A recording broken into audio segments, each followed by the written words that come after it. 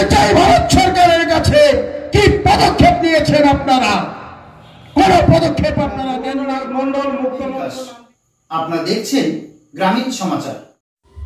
নমশূদ্র মিলন মেলাতে মানুষের ঢল বোয়ালমারি প্রধান পাড়াতে। উল্লেখ্য, অল ইন্ডিয়ান নমশূদ্র বিকাশ পরিষদের আয়োজনে সারা রাজ্যব্যাপী অনুষ্ঠিত হচ্ছে মিলন মেলা। এদিন জলপাইগুড়ি সদর ব্লকের বোয়ালমারি নন্দনপুর অঞ্চলের প্রধান পাড়াতে প্রভাত গ্রন্থাগারের ময়দানে অর্থাৎ মহাপ্রাণ যোগেন্দ্রনাথ মণ্ডল মুক্ত মঞ্চে জলপাইগুড়ি সদর ব্লক মিলন মেলা অনুষ্ঠিত হয়। দূর দূরান্ত থেকে আগত মহিলা এবং পুরুষরা এই মিলন মেলায় অংশগ্রহণ করেন। মিলন মেলাতে প্রধান বক্তা হিসেবে উপস্থিত ছিলেন নমশূদ্র ওয়েলফেয়ার বোর্ডের চেয়ারম্যান মুকুল চন্দ্র বৈরাগ্য, বিকাশ পরিষদের কেন্দ্রীয় সম্পাদক সঞ্জীবন মণ্ডল সহ অন্যান্যরা। এক জমজমাট পরিস্থিতির মধ্য দিয়ে মঞ্চে বক্তব্য রাখেন মুকুল চন্দ্র বৈরাগ্য। কেন্দ্রীয় মন্ত্রী আম্বেদকরকে অবমাননা করার জোরালো প্রতিবাদ সহ বাংলাদেশের বর্তমান পরিস্থিতি নিয়ে তীব্র ভাষায় বক্তব্য রাখেন মুকুলবাবু। এদিন উপস্থিত ছিলেন চেয়ারম্যান মুকুল চন্দ্র বৈরাগ্য, বিকাশ পরিষদের কেন্দ্রীয় সম্পাদক সঞ্জীবন মণ্ডল, জেলা সভাপতি শরৎ মণ্ডল, সমাজসেবী উত্তম সরকার, সমাজসেবী শান্তনু দাস, সমাজসেবী দিলীপ সরকার, সমাজসেবী নিরঞ্জন সরকার, জয়ন্ত দাস, কীর্তিচন্দ্র মণ্ডল, আনন্দ সরকার, রাজেন্দ্র প্রসাদ মল্লিক, কালীপদ সরকার, মধুমিতা বাড়ুরি, ভানু সরকার, পরিমল বিশ্বাস, ময়চাঁদ সরকার, আশাপূর্ণ সরকার, মালা মল্লিক, মিঠুন কর্মকার সহ অন্যান্যরা।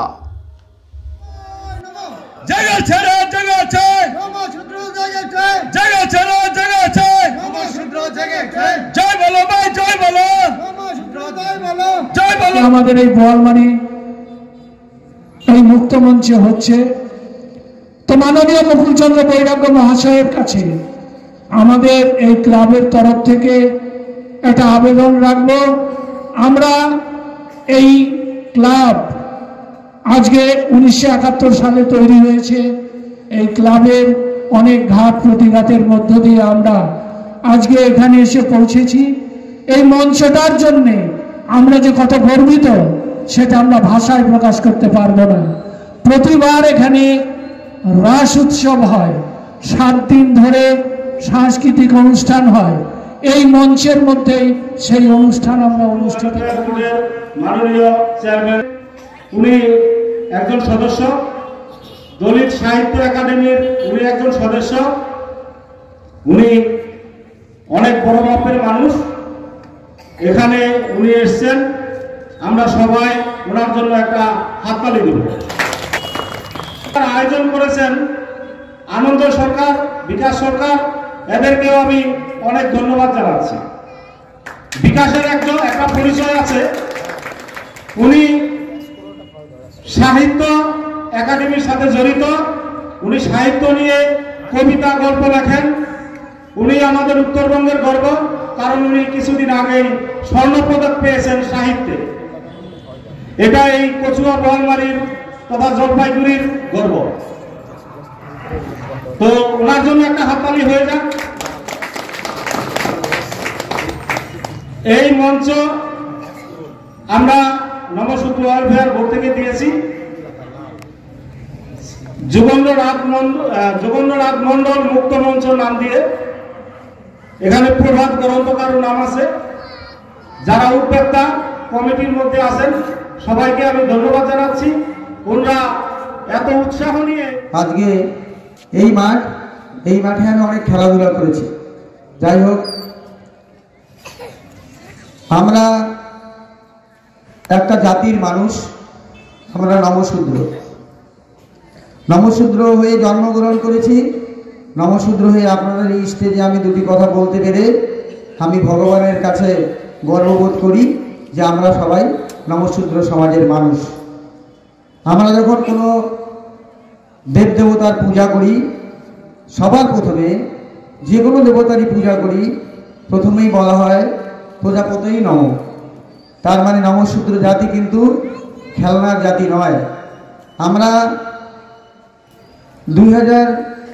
সম্ভবত 2019 সালের সরকারি ঘোষণাপত্র অনুযায়ী আমাদের রাজ্যে নমশূদ্র জাতি দ্বিতীয় স্থানে আছে।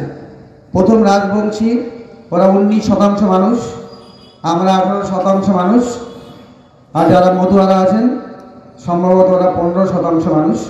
আমার ভুলও হতে পারে, মাফ করবেন। তা আজকে এই মঞ্চে থেকে আপনাদের কাছে অনুরোধ করতে চাই, আমার জানা মতে এই কচুয়া, বোয়ালমারি, কানাপাড়া, সামনেই মণ্ডলঘাট, এদিকে প্রধানপাড়া, সবই আমার খুব পরিচিত জায়গা। এখানে আমাদের জাতির অনেক মানুষ আছে, কিন্তু আমাদের এত ঐক্যবদ্ধ কম কেন? আপনাদের উপস্থিতি এত কম কেন? আমাদের মাননীয় চেয়ারম্যান স্যার দিয়েছে, আমরা পেয়েছি। যদি এই যোগেন্দ্র মন্ডল না থাকতো তাহলে আমরা সংবিধান পেতাম না। কেন? যোগেন্দ্র মন্ডল, বাবা সাহেব আম্বেদকর যখন এই পশ্চিম ভারত থেকে ওনাকে কোনো আসন দেওয়া হলো না, কেন? উনি ছোট জাত বলে, তাই তো উনি পূর্ববঙ্গে এই বাবা সাহেব আম্বেদকরকে নিয়ে উনি সেখানে জয়যুক্ত করে পার্লামেন্টে পাঠায়, সেই জন্য আমরা সংবিধান পেয়েছি। কিন্তু বাবা সাহেবের আগে আমার যোগেন্দ্র মন্ডলকে প্রাধান্য দেওয়া উচিত, সেটা আমাদের নামসূত্র হিসাবে বলা উচিত।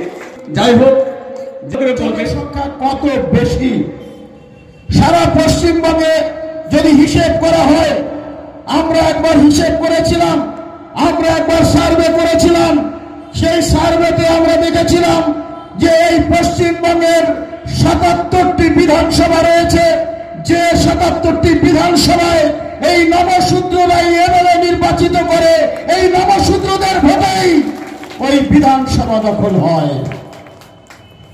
তাই সেই নমশূদ্রদের ঐক্যবদ্ধ রাখার স্বার্থে, নমশূদ্রদের সঙ্গে রক্তের সম্পর্ক অটুট রাখার স্বার্থে আজকে আমরা এখানে মিলন মেলায় সবাই হাজির হয়েছি। সারা পশ্চিমবঙ্গে এই মিলন মেলা চলছে। আমরা জানি আমাদের প্রত্যেকের রক্ত এক, আমরা জানি আমাদের প্রত্যেকের মন এক, আমরা জানি আমাদের প্রত্যেকের শরীর এক। আজকে আমাদের কেন্দ্রীয় সভাপতি পার্থ বিশ্বাস তিনি ঘোষণা করেছিলেন যে এই পশ্চিমবঙ্গের যে কোনো জায়গায় একজন নবশূদ্রের গায়ে যদি কাটার আচর পড়ে, শুধু কোচবিহারে প্রতিবাদ হবে না, গোটা বাংলা জুড়ে প্রত্যেকটা জায়গায় জায়গায় প্রতিবাদ হবে। আর সেই ঐক্য আমরা ধরে রাখার জন্য প্রত্যেকটা জেলায় জেলায়, ব্লকে ব্লকে, অঞ্চলে অঞ্চলে এই মিলন মেলা আমরা অনুষ্ঠিত করছি। সেই মিলন মেলাগুলো ফেসবুকে যখন দেখেন, দেখার পরে তিনি বারবার আমাকে ফোন করেন যে দাদা সব জায়গায় মিলন মেলা হচ্ছে, আমার এলাকায় একটা মিলন মেলা না হলে আমার মনটা ভালো লাগছে না। মনে প্রাণে, একদম মনে প্রাণে নবশূদ্র চেতনায় উদ্বুদ্ধ মানুষ, যার ডাকে আজকে আমরা এখানে হাজির হয়েছি। আপনাদের প্রত্যেককে সঙ্গে নিয়ে এই এলাকার যত নবশূদ্র নেতৃত্ব রয়েছে সবাইকে সঙ্গে নিয়ে যিনি এই ডাক দিয়েছেন এবং যার বারবার টেলিফোনের পরে আজকে এই মিলন মেলায় আমরা আসার সুযোগ পেয়েছি, আমি ধন্যবাদ জানাই আমাদের সেই মনে প্রাণে নবশূদ্র সন্তান আনন্দদা, তাকে আমি ধন্যবাদ জানাই আজকের এই সুন্দর মিলন মেলা অনুষ্ঠিত করার জন্য।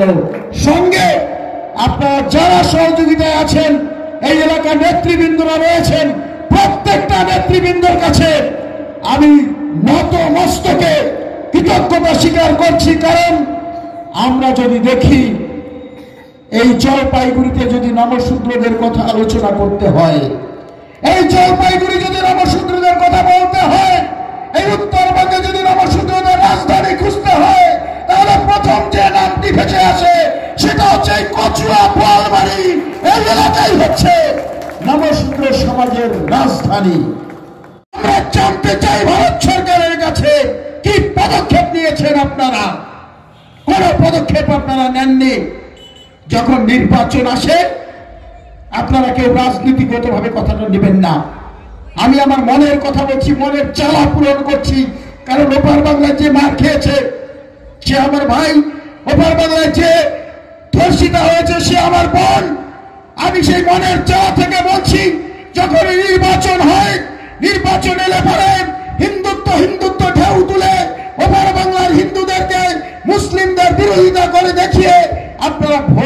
ভরে নিচ্ছেন, ভোটের বাক্স ভরে নিচ্ছেন। আমি সেই সমস্ত নেতাদের কাছে জানতে চাই, আমি ভারতবর্ষের প্রধানমন্ত্রীর কাছে জানতে চাই, আমি ভারতবর্ষের স্বরাষ্ট্রমন্ত্রীর কাছে জানতে চাই, ওপার বাংলায় হিন্দুদের যখন পিটিয়ে পিটিয়ে মারা হচ্ছে, আপনি সংসদে দাঁড়িয়ে আম্বেদকরকে তিরস্কার করতে পারেন, কিন্তু ওপার বাংলা নিয়ে একটা শব্দ কেন উচ্চারণ করলেন না? তার জবাব আমরা আপনার কাছে চাই। ভারত সরকারের দায়িত্ব ছিল না? ওপার বাংলায় যখন হিন্দুদেরকে মারা হচ্ছে, ভারত সরকারের একটু দায়িত্ব ছিল না? অবশ্যই তার দায়িত্ব ছিল। আজ পর্যন্ত ওই জাতীয় সংসদে দাঁড়িয়ে ভারতের প্রধানমন্ত্রী, স্বরাষ্ট্রমন্ত্রী তারা বাংলাদেশ নিয়ে একটা শব্দ উচ্চারণ করতে পারেনি। অথচ যখন নির্বাচন আসে, নির্বাচন আসার আগে ভারতবর্ষের প্রধানমন্ত্রী এই নমশূদ্রদের ভোট নেওয়ার জন্য ওপার বাংলায় ওরাকাম দিতে গিয়ে তিনি ঠাকুর পূজা দিয়ে এলেন, আর ঠাকুর পূজা দিয়ে এসে ভোটগুলো নেওয়া হয়ে গেল। আমার সেই ওপার বাংলার হিন্দুরা বাঁচলো না মরলো সেদিকে তাকানোর কোনো লক্ষ্য নেই। তারা আজকে পরে পরে মরছে, আর তারা একটা শব্দ উচ্চারণ করছে না। ওই সংসদে দাঁড়িয়ে একটা শব্দ উচ্চারণ আমরা পাইনি। আমরা পরিষ্কার ভাষায় বলতে চাই, আমরা রাজনীতিক খেলা খেলবো না।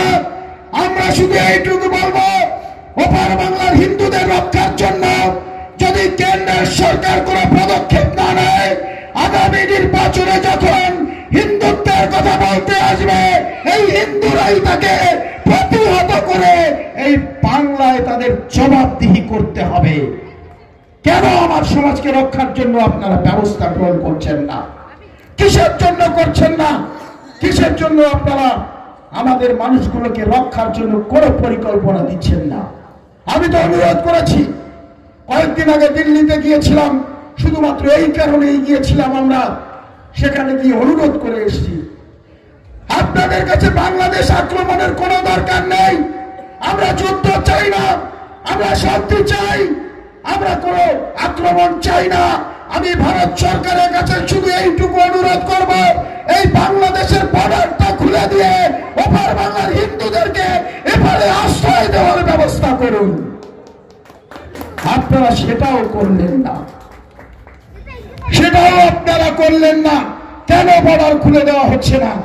বর্ডার তো খুলছেই না, বরং ওপার বাংলা থেকে যদি কোনো মানুষ তারা জীবনের ভয়ে, প্রাণের ভয়ে অত্যাচারিত হয়ে এপার বাংলায় চলে আসে, তাদেরকে পুলিশ গ্রেপ্তার করছে, তাদেরকে বিএসএফ গ্রেপ্তার করছে, গ্রেপ্তার করে করে তাদেরকে জেলের মধ্যে ঢুকিয়ে দিচ্ছে।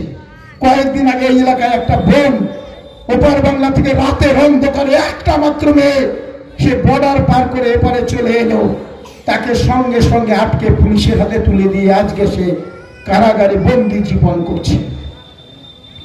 কেন হবে এটা জানতে চাই আমরা, যে ওপার বাংলার মানুষ, আমরা এই ভারতবর্ষের স্বাধীনতার জন্য আমরা লড়াই করেছি। এই ভারত থেকে ব্রিটিশদের তাড়ানোর জন্য এপার বাংলায় যেমন মানুষ রক্ত দিয়েছে, ওপার বাংলায়ও আমার ওপার বাংলার মানুষগুলো রক্ত দিয়েছে।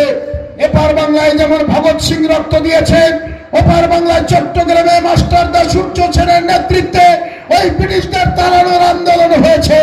এপার বাংলায় যেমন ব্রিটিশদের গুলি খেয়ে মানুষ মারা গিয়েছে, ঠিক সেরকম এই ব্রিটিশদেরকে তাড়ানোর জন্য, এই ভারত স্বাধীন করার জন্য ওপার বাংলায় আমার দাদু মিলন বৈরাগ্য তিনিও ব্রিটিশের গুলিতে প্রাণ দিয়ে ভারতকে স্বাধীন করেছে।